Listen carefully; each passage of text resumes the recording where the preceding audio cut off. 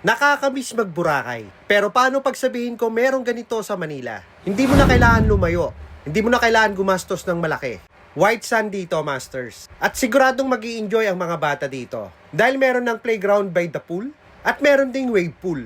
For only 3,000 pesos, meron na kayong magandang room at aesthetic. Dito lang yan sa Azure Urban Residences. Tabi lang to ng SM Bikutan, dito sa Parañaque City. Bale, dito pala kami nag-book sa Ann Suites. Legit dito, masters, at hassle-free booking. Ito ang kanilang FB page, mag-direct message lang kayo. Or you can send a message on WhatsApp. Ang kagandahan dito, marami silang mga unit. Meron silang unit facing the pool. Meron silang unit facing the city. At kung marami kayo, meron din silang unit good for 6 people. Perfect sa big family and pangbarkada. Lahat ng unit nila naka-wifi. At meron na ring Netflix. At hindi kayo maboboard dahil meron silang video, okay? At marami silang mga board games. So kung wala pa kayong budget pang Boracay, or wala na kayong leave na natitira, or ayaw nyo nang lumayo, perfect talaga dito sa Annie Suite pang staycation.